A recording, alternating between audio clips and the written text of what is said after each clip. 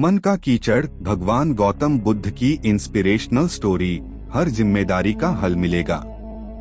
हर एक व्यक्ति का जीवन दुख, परेशानी और संघर्ष से घिरा हुआ है। क्या इसका समाधान है?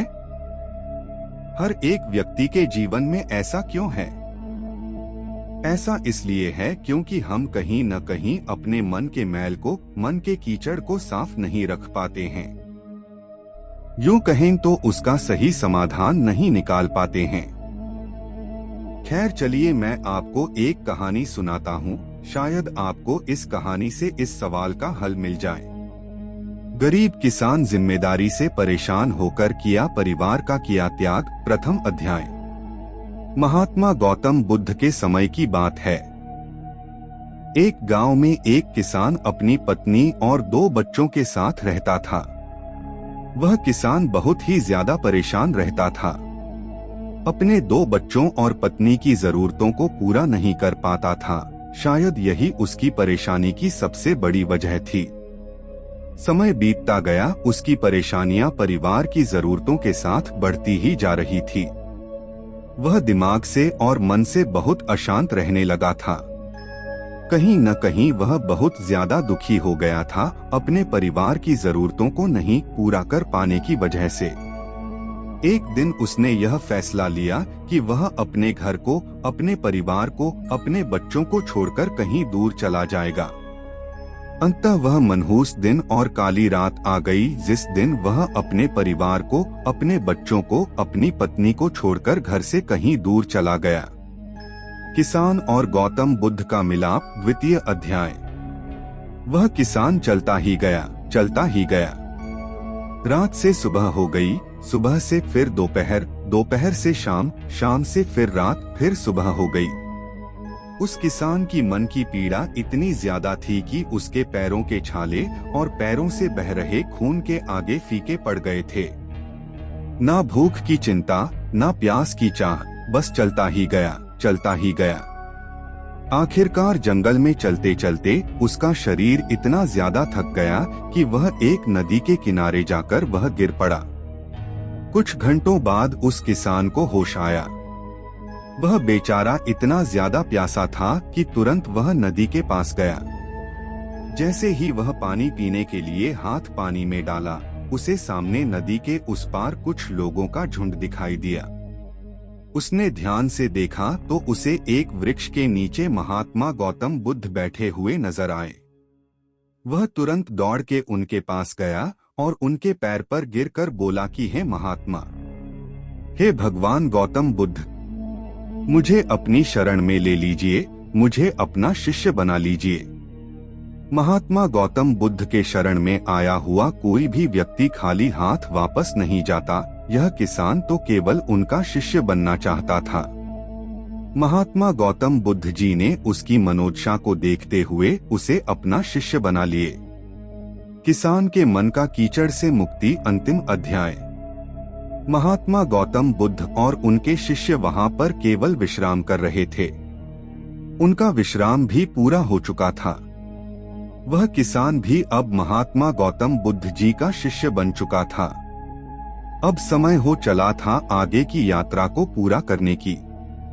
गौतम बुद्ध और उनके शिष्य आगे बढ़ते चले गए। कुछ दूर निकल जाने के बाद गौतम बुद्ध जी को बहुत जोर की प्यास लगी। उन्होंने अपने इस नए शिष्य अर्थात किसान से बोला कि प्रिय शिष्य, जाओ, पास में एक सरोवर है, वहां से मेरे लिए पानी लेकर आओ।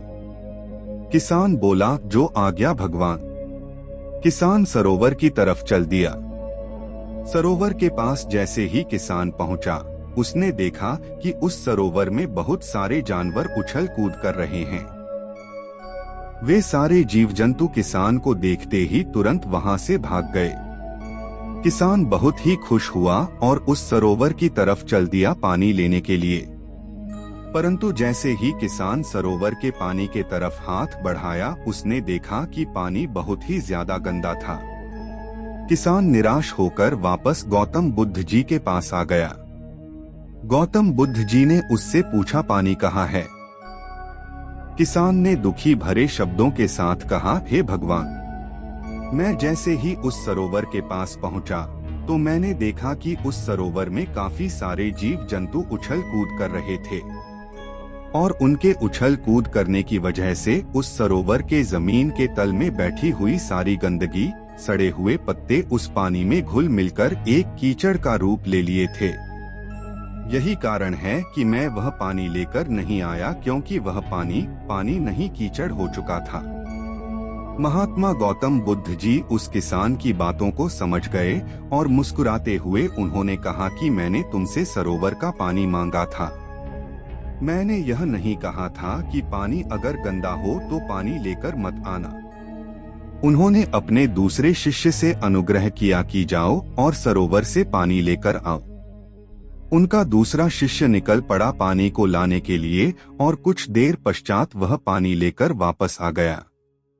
आश्चर्य की बात तो यह थी कि दूसरे शिष्य द्वारा लाया हुआ पानी बिल्कुल साफ था और उससे भी बड़ी असमंजस की बात यह थी कि सारे के सारे शिष्य बड़े ही आश्चर्यचकित हो गए कि यह करिश्मा कैसे हो सकता है, क्योंकि पहले शिष्य ने तो यह बताया था कि पानी कीचड़ हो गया था। महात्मा गौतम बुद्ध जी ने सारे शिष्यों को यह बताया कि जब सारे जीव जंतु उस पानी में उछल कूद कर रहे थे, तब उस दौरान उस सरोवर के पानी के तल में बैठी हुई सारी गंदगी, सड़े गले हुए पत्ते सब घुल मिलकर कीचड़ रूपी पानी का रूप ले लिए थे। परंतु जितने समय में प्रथम शिष्य किसान वापस आया और दूसरा शिष्य वापस गया, उतने समय में उन जीव जंतुओं के भाग जाने के पश्चात उस सरोवर का पानी धीरे धीरे शांत हो गया था। और जैसे जैसे सरोवर का पानी शांत होता गया, उस सरोवर के कीचड़ रूपी पानी में खुली हुई सारी सड़ी गली पत्तियां और मिट्टी धीरे धीरे शांत होकर उस सरोवर के तल में जाकर बैठ गए, जिससे उस सरोवर का पानी शांत होकर साफ हो गया तथा सारे गले हुए सड़े हुए पत्तियां भी शांत होकर आराम से उस सरोवर के तल में जाकर बैठ गए थे। प्रिय शिष्यों, अगर उस सरोवर में किसी भी तरीके का कोई हलचल नहीं होता तो उस सरोवर की हर एक चीज जिसको जहां पर होनी चाहिए थी वह वहीं पर ही रहती। उन जीव जंतुओं के हलचल की वजह से सरोवर के तल में बैठी हुई सड़ी गली पत्तियां, मिट्टी उस शांत पानी में मिलकर एक कीचड़ का रूप ले लिए थे। ठीक इसी प्रकार से हर एक व्यक्ति के जीवन में तरह तरह की समस्याएं, परेशानियां और कठिनाइयां आती हैं, जिसके वजह से हमारे मन में हलचल सी मच जाती है। हमारा दिमाग और मन अशांत हो जाता है। तत्पश्चात हम कोई गलत निर्णय अर्थात फैसला ले लेते हैं। परंतु अगर हम थोड़ा समय देकर उन कठिनाइयों, परेशानियों और समस्याओं के बारे में समझने की कोशिश करें तो मन की हलचल उस सरोवर की पानी की तरह शांत हो जाएगी, जिससे हम अपने जीवन में सही निर्णय का चुनाव करते हुए उसका समाधान निकाल लेंगे। किसान को महात्मा गौतम बुद्ध जी की सारी बातें बिल्कुल साफ साफ समझ में आ गई। उसे यह भी समझ में आ गया कि उसके परिवार में आई हुई सारी परेशानियां, दिक्कतें और जिम्मेदारियां भी इसी सरोवर के सड़ी गली हुई पत्तियों और मिट्टी रूपी कीचड़ की तरह ही हैं। बस जरूरत है थोड़ा समय निकालकर मन को शांत करते हुए उन परेशानियों, दिक्कतों के बारे में समझने और उसका समाधान निकालने की। मन का कीचड़ कहानी से हमने क्या सीखा?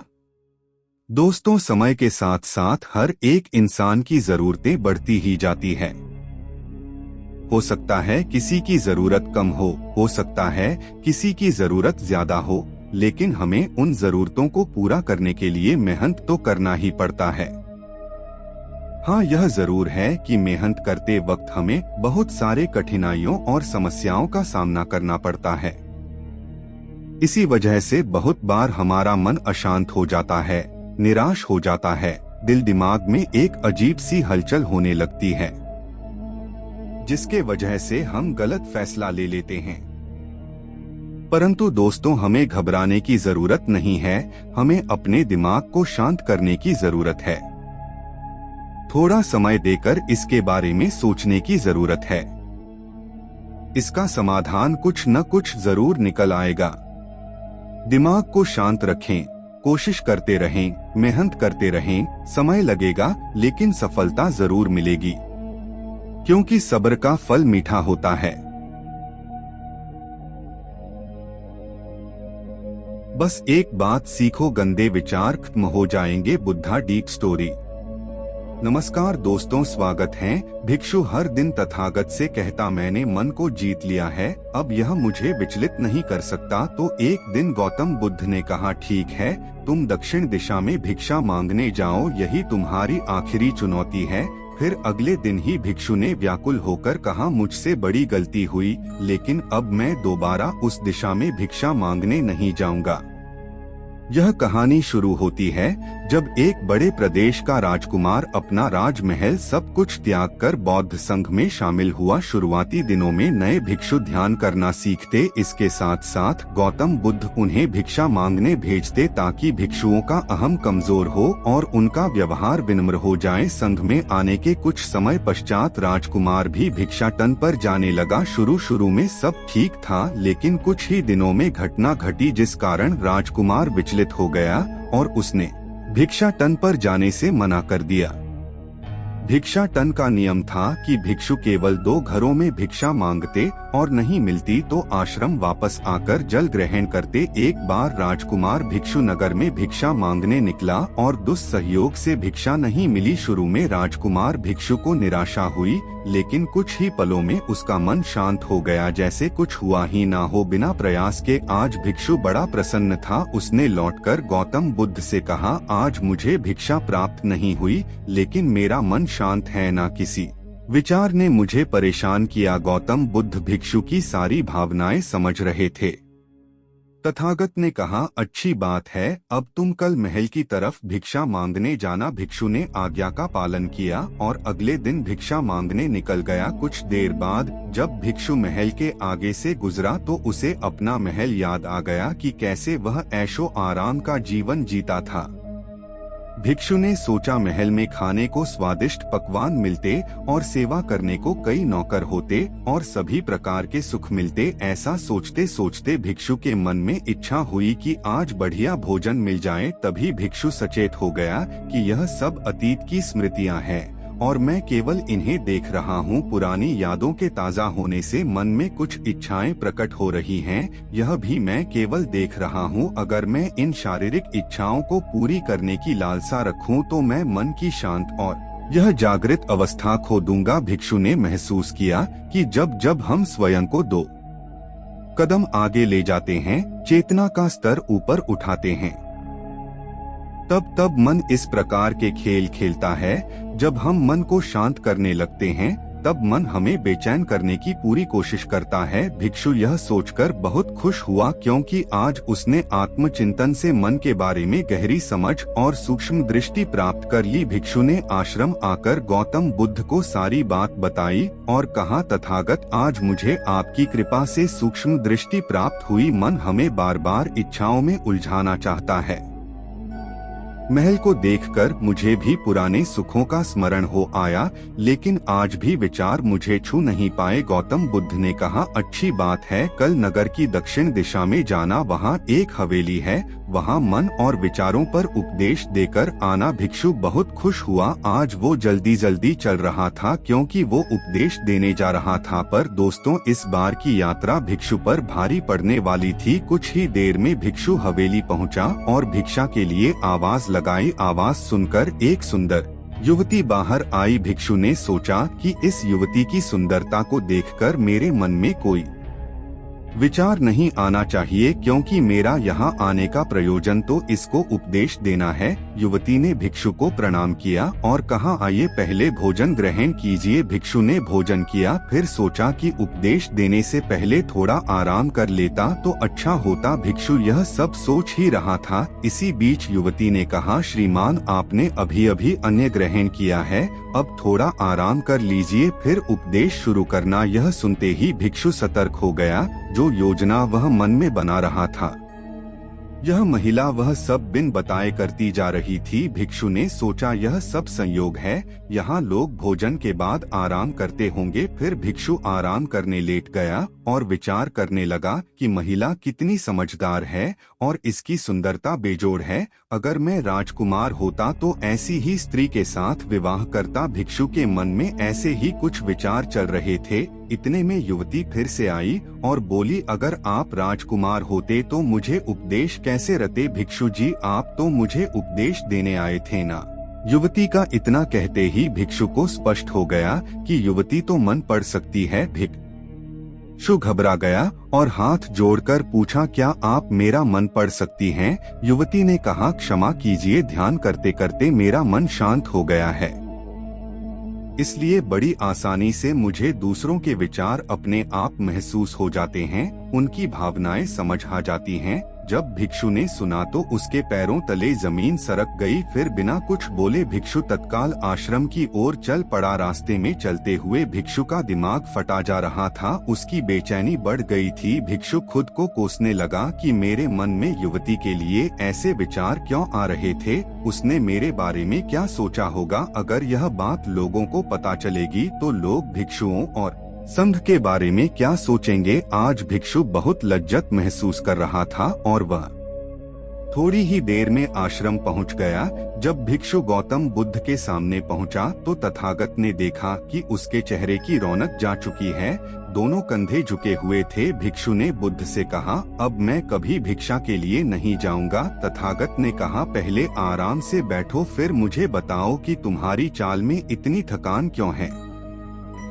आज तुम्हारे चेहरे पर तेज की जगह गलाने की भावना क्यों है? भिक्षु ने सारी बात बताई और कहा, मैं सब कुछ जानते हुए भी महिला की सुंदरता के बारे में और अन्य चीजों के बारे में सोच रहा था। मैं मन से पूरी तरह हार गया। अब मैं कभी उस दिशा में नहीं जा पाऊंगा। मैंने बौद्ध संघ का भारी अपमान किया है। गौतम बुद्ध ने कहा, सबसे पहली बात, परेशानी को बढ़ा चढ़ाकर मत सोचो। अगर कुछ बुरा हो जाए तो एकदम से यह मत सोचो कि सब खत्म हो गया। बिना सोचे निष्कर्ष पर मत जाओ। दूसरी बात, ध्यान दो कि कहीं तुम नकारात्मक विचारों के साथ अतिशयोक्ति करने वाले शब्दों का प्रयोग तो नहीं कर रहे, जैसे मैं हमेशा हारता हूँ, जीवन में कुछ नहीं बचा, मैं मन से पूरी तरह हार गया, मेरे साथ कोई नहीं है।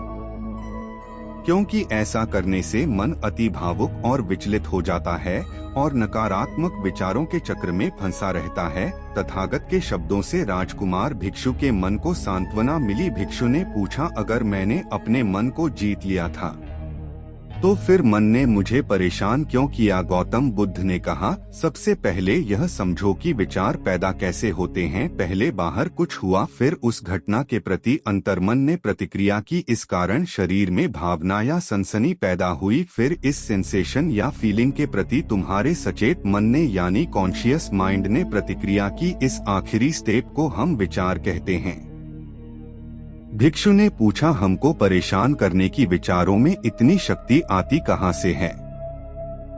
गौतम बुद्ध कहते हैं कि हम खुद विचारों को यह शक्ति प्रदान करते हैं। जब आप जजमेंट और सही गलत के टैग लगाकर विचारों को देखते हो तो उनके प्रति रिएक्ट करने लगते हो। एक विचार के साथ अन्य विचार भी सोचने लगते हो। जब तक आप खुद को जज करोगे तब तक मन आपको नीचा दिखाकर हावी होता रहेगा। भिक्षु ने पूछा, फिर मन शांत कैसे होगा? गौतम बुद्ध ने कहा, अगर विचार है तो शरीर में भावना भी महसूस हो रही है, क्योंकि हर विचार भावना के साथ प्रकट होता है। अगर आप अश्लील विचार महसूस कर रहे हो तो इसका मतलब है कि शरीर में एक भावना यानी सेंसेशंस भी महसूस हो रहे हैं और फिर आप उसके बारे में सोच रहे हो या रिएक्ट कर रहे हो। और इसी बात में मन को शांत करने का तरीका छपा है। हर विचार को देखना कठिन है क्योंकि विचारों का वेग तेज है, लेकिन शरीर में महसूस हो रही भावना यानी सेंसेशंस को देखना आसान है, क्योंकि यह देर तक बनी रहती हैं। अगर इन्हें बिना जजमेंट के सही गलत का मतलब लगाए सिर्फ देखा जाए तो यह गायब भी हो जाती हैं। तब मन के पीछे जो शांति है वो प्रकट होती है और उस शांति में एहसास होता है कि मन हमारा कुछ नहीं बिगाड़ सकता। हमारा अंतर्मन कैसे ठीक होता है? नॉन जजमेंट से अगर हम किसी भी इंसान या घटना या फिर अपने मन को बिना जजमेंट के देखते हैं तो मन के साथ साथ अंतर्मन अपने आप स्वस्थ और शांत होने लगता है। अगर तुमने मात्र यह देखा होता कि इस औरत के प्रति विचार केवल मेरे अंतर्मन के रिएक्शन के कारण है और यह मैं केवल देख रहा हूँ, मन में बहुत कुछ चल रहा है लेकिन मैं सांस के प्रति सचेत हूँ, मैं शरीर में होने वाली प्रतिक्रिया को देख रहा हूँ, तब भी तुम सचेत होकर दृष्टा भाव में लौट आते। मन के पीछे जो शांति है वह हमारी सबसे बड़ी ताकत है। हम बड़ी आसानी से विचारों को शांत कर सकते हैं और एक दिन यह जान सकते हैं कि किसी भी प्रकार का विचार चिंता असल में इस शांति को पार नहीं कर सकता। हम हमेशा विचारों से अछूते हैं। गौतम बुद्ध कहते हैं, तुम याद रखो विचार तुमसे हैं, तुम विचारों से नहीं। तुम हमेशा ही अपने विचारों से शक्तिशाली हो, अपने डरों और चिंताओं से शक्तिशाली हो। अब तुम अगले 7 दिन युवती के घर भिक्षा मांगने जाओगे और ध्यान रखना अपने विचारों को जज मत करना। अच्छे बुरे विचार केवल तुम्हारा द्वार खटखटाते हैं। तुम केवल इतना याद रखना कि तुम वह शांति हो जिसमें सब प्रकट हो रहा है। अगले दिन भिक्षु पूरे मार्ग जागृत होकर चला। महिला के घर जाने से पहले थोड़ी घबराहट हुई लेकिन भिक्षु दृष्टा भाव में बना रहा, विचारों को, शरीर में उठ रही भावनाओं को, डरों को, गिल्ट को, सबको बस देखता रहा। जब वापस लौटा तो वह पूरी तरह शांत था। आज उसमें मैंने मन को जीत लिया है, यह अहंकार भी नहीं था। आज उसने सही मायनों में मन को पार कर लिया था। शब्द में धार नहीं बल्कि आधार होना चाहिए, क्योंकि जिन शब्दों में धार होती है वो मन को काटते हैं। जिन शब्दों में आधार होता है वो मन को जीत लेते हैं। कभी किसी का व्यर्थ अपमान मत करो। आप शक्तिशाली हो, अच्छी बात है, लेकिन समय आपसे भी अधिक शक्तिशाली है, ये कभी मत भूलो। दीपक बोलता नहीं, उसका प्रकाश परिचय देता है। ठीक उसी प्रकार आप अपने बारे में कुछ न बोलें, बस अच्छे कर्म करते रहें, वही आपका परिचय देंगे। हमारी कमाई हुई संपत्ति का बंटवारा कोई भी कर सकता है, लेकिन हमारे कर्मों का बंटवारा कोई नहीं कर सकता। हमारे द्वारा किए हुए कर्मों का फल हमें ही मिलेगा। परमात्मा ने हमें ये हाथ केवल प्रार्थना के लिए ही नहीं बल्कि मेहनत के लिए भी दिए हैं। केवल हाथों को जोड़े रखने से कुछ नहीं मिलने वाला, हमें इनका इस्तेमाल मेहनत करने में करना होगा। असफलता और सफलता दोनों ही अवस्थाओं में लोग तुम्हारी बातें करेंगे। सफल होने पर प्रेरणा के रूप में और असफल होने पर एक सीख के रूप में।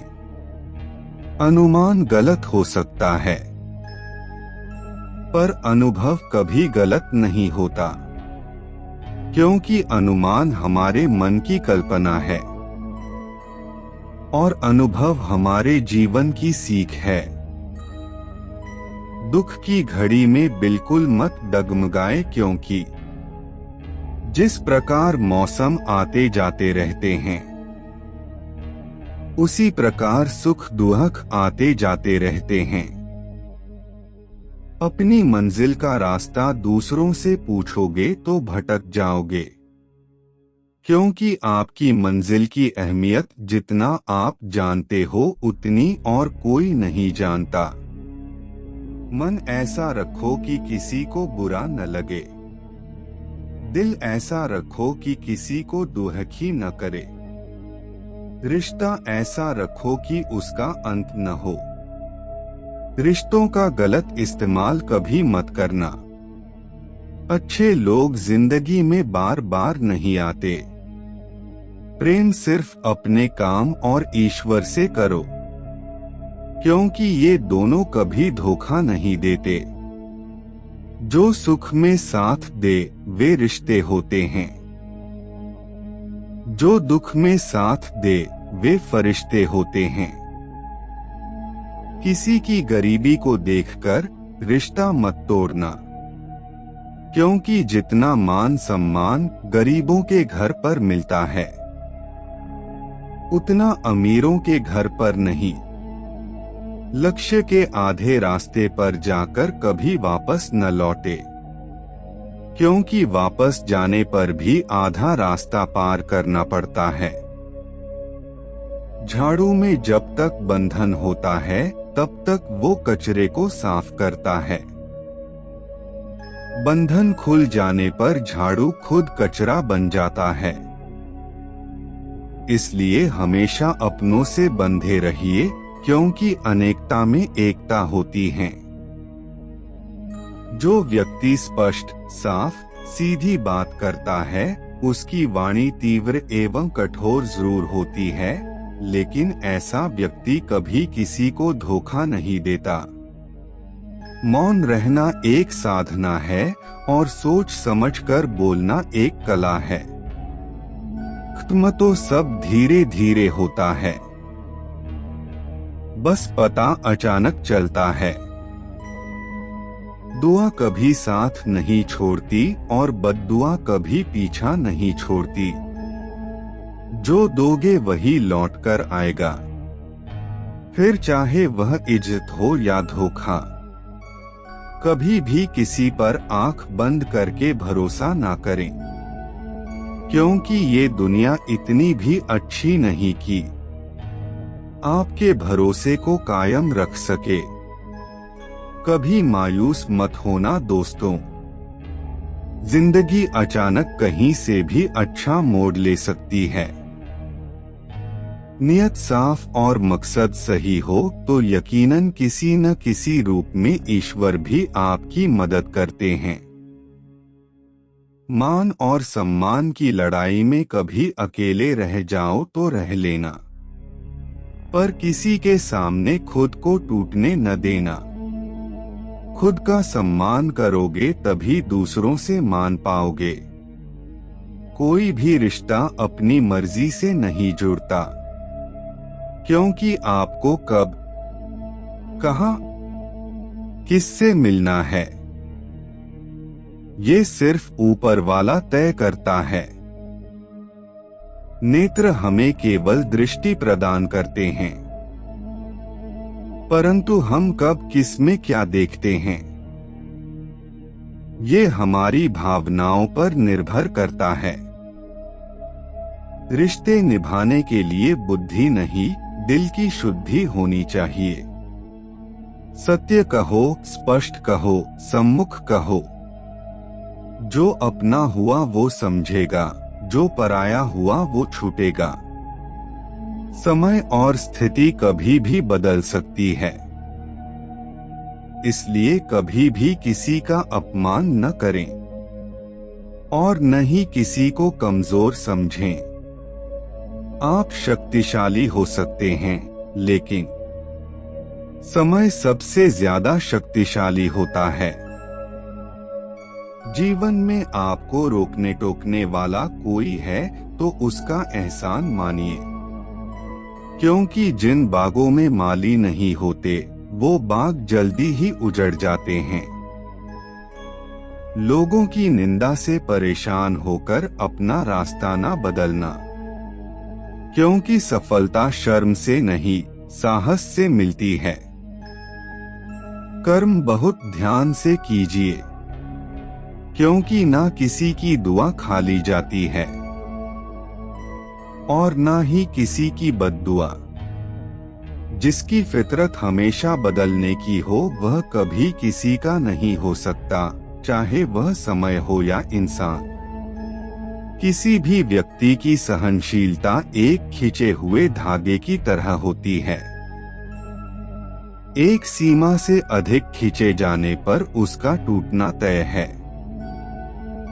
भरोसा रखें, जब हम किसी का अच्छा कर रहे होते हैं तब हमारे लिए भी कहीं कुछ अच्छा हो रहा होता है। जिंदगी में जीतने के लिए जिद होनी चाहिए, हारने के लिए तो एक डर ही काफी है। सत्य केवल उनके लिए ही कड़वा होता है। जो लोग झूठ में रहने के आदी हो चुके हो, गलती जीवन का जिंदगी की कमाई दौलत से नहीं नापी जाती, एक किताब है। अंतिम यात्रा की जरूरत पड़ने पर गलती का एक पन्ना फाड़ देना, सब्र और सच्चाई, लेकिन एक पन्ने के लिए पूरी किताब कभी ना खो देना। जो कभी अपने सवार जिंदगी की हर सुबह कुछ शर्तें लेकर आती है, किसी के कदमों में और ना और जिंदगी की हर शाम कुछ तजुर्बे देकर कमाते हैं, तो घर में चीजें जीवन में ज्यादा रिश्ते जरूरी नहीं हैं, लेकिन जब किसी की दुआएं पर जो रिश्ते हों उनमें जीवन होना जरूरी है। तो धन के साथ खुशी, परिस्थितियां जितनी ज्यादा आपको तोड़ती हैं, पसीने की स्याही से कहीं ज्यादा आपको मजबूत बना देती हैं। उनके मुकद्दर के पन्ने कभी कभी गलत हुआ करते, मूड तो ठीक रास्ते कभी बंद नहीं होते, हुई बातें वापस नहीं आते, लोग हिम्मत हार जाते हैं। रिश्तों की सिलाई अगर भावनाओं से हुई सच्चे लोग भले ही जीवन में अकेले रह जाते हैं, और अगर स्वार्थ से हुई है तो टिकना मुश्किल है, भगवान जरूर देते हैं। अकेले हो तो विचारों पर काबू रखो, वही जीवन की चाल समझता है। सबके साथ हो तो जुबान पर काबू रखो, जो सफर में धूल को गुलाल समझता है। ऐसे करो जैसे सब कुछ आज के जमाने में किसी को ये महसूस मत होने देना कि आप अंदर से टूटे हुए हो, सब कुछ आप पर, क्योंकि लोग टूटे हुए मकान की ईंट सोच का ले जाते होता है, वरना समस्याएं पढ़ो लिखो लड़ो नहीं बल्कि मजबूत करो बनाने आती हैं। लेकिन जो सपना देखा जो प्राप्त है में वही पर्याप्त है। जो लोग इन दो शब्दों में वाले होते हैं, वो ज्यादा ख्याल करने वाले होते हैं। कुछ परेशानी होती है, वक्त से साथ चलना कोई जरूरी नहीं, परेशानी का कुछ न कुछ सच के साथ चलिए, एक दिन वक्त आपके साथ चलेगा। निवेश है रिश्तों की कदर, जिसका मुनाफा हमें जीवन के अंत तक मिलता है। दोनों को कमाना मुश्किल है, समय का चक्र बहुत तेज चलता है। संसार में कोई भी मनुष्य सर्वगुण अपने बल का अहंकार करें और न ही अपने धन कुछ कमियों को नजरअंदाज कर रिश्ते बनाए रखिए। समस्या का हल देर से ही सही लेकिन मिलता जरूर है, नहीं दिखती। श्रेष्ठता का उसी प्रकार परेशान मन से समाधान भी नहीं बल्कि ऊंची सोच पर निर्भर करता है। देखिए सभी समस्याओं का हल मिल जाएगा। किसी से अपनी तुलना मत करें, नहीं है आप जैसे हैं सर्वश्रेष्ठ लेकर उसे सही साबित करना। वाणी और पानी दोनों में छवि नजर आती है, किरण चाहे सूर्य की हो या फिर आशा की हो, जीवन चित्र नजर आता है, मिटा देती है। और वाणी मधुर हो तो चरित्र नजर आता है। मन की बात कह देने से फैसले हो जाते हैं, मन में रखने से फासले हो जाते हैं। जीवन में किसी को परखने का नहीं, सदा समझने का प्रयास कीजिए। लफ्ज ही ऐसी चीज है जिसकी वजह से इंसान या तो दिल में उतर जाता है या दिल से उतर जाता है। रिश्ता चाहे कैसा भी हो, मन से होना चाहिए, मतलब से नहीं। ईश्वर देता उसी को है जो बांटना जानता है, फिर चाहे वो धन हो या खुशी। भगवान से कुछ मांगना है तो सद्बुद्धि मांगिए, बाकी सब अपने आप मिल जाएगा। दुनिया की सबसे अच्छी किताब हम स्वयं हैं। खुद को समझ लीजिए, सब समस्याओं का समाधान हो जाएगा। यदि आप स्वयं प्रसन्न हैं तो जिंदगी उत्तम है।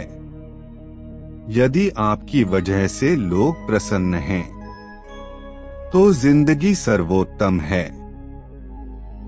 दुनिया में कोई भी चीज कितनी भी कीमती क्यों ना हो, लेकिन नींद, आनंद और शांति से कीमती कुछ भी नहीं। प्रेम और करुणा जितना ही हमारे अंदर होगा, हमारा जीवन उतना ही सुंदर होगा। आपकी हंसी आपकी सबसे बड़ी संपत्ति है, इसे संजो कर रखिए। हमारी सर्वोत्तम संपदा ज्ञान से भरा मस्तिष्क नहीं, बल्कि प्रेम से भरा हुआ हृदय है। जीवन में प्रयास सदैव कीजिए। लक्ष्य मिले या अनुभव, दोनों ही अमूल्य हैं। दुविधा और सुविधा जरूरत से ज्यादा हो तो दोनों ही खतरनाक हैं। सुख में न्योता उन्हीं को दिया जाता है जो दुख में बिना बुलाए चले आते हैं। किसी का भला करके देखो, हमेशा लाभ में रहोगे। किसी पर दया करके देखो, हमेशा याद में रहोगे। जिंदगी में सब कुछ दोबारा मिल सकता है, लेकिन वक्त के साथ खोया हुआ रिश्ता और भरोसा दोबारा नहीं मिल सकता। जीवन के हर कदम पर हमारी सोच, हमारे बोल, हमारे कर्म ही हमारा भाग्य लिखते हैं। उम्मीद कभी हमें छोड़कर नहीं जाती, जल्दबाजी में हम लोग ही उसे छोड़कर चले जाते हैं। ढल जाती है हर चीज अपने वक्त पर, बस एक व्यवहार और लगाव ही है जो कभी बूढ़ा नहीं होता। जिंदगी में अगर बुरा वक्त नहीं आता तो अपनों में छुपे हुए गए और गैरों में छुपे हुए अपनों का कभी पता न चलता। एक अच्छी किताब कितनी भी पुरानी हो जाए, उसके शब्द नहीं बदलते। अच्छे रिश्तों की भी यही खासियत है। गलती सिर्फ एक पल की ही होती है, परंतु उससे होने वाले प्रभाव को हम सारा जीवन महसूस करते हैं। जब किसी को देने के लिए कुछ न हो तो उसे प्रेम और सम्मान दें, यही सबसे बड़ा धन है। जीवन उसी का मस्त है जो स्वयं के कार्य में व्यस्त है। परेशान वही है जो दूसरों की खुशियों से त्रस्त है। जिंदगी में सबसे बड़ा धनवान वो इंसान होता है जो दूसरों को अपनी मुस्कुराहट देकर उनका दिल जीत लेता है। व्यवहार वह सीढ़ी है जिससे आप मन में भी उतर सकते हैं और मन से भी। कुछ रिश्ते परिभाषाओं में कैद नहीं होते, पर होते बहुत ही अनमोल हैं। अच्छे संस्कार और अच्छा व्यवहार आपकी वह कमाई है जो जिंदगी भर आपके काम आती है। नफरत को 1000 मौके दो कि वो प्रेम में परिवर्तित हो जाए, लेकिन प्रेम को एक भी मौका मत दो कि वो नफरत में बदल जाए। प्यार और सम्मान करने की क्षमता मनुष्य को ईश्वर का दिया हुआ सबसे बड़ा उपहार है। अन्न के कण और आनंद के क्षण कभी व्यर्थ न जाने दें, दोनों अमूल्य हैं। अगर मेहनत आदत बन जाए तो कामयाबी मुकद्दर बन जाती है।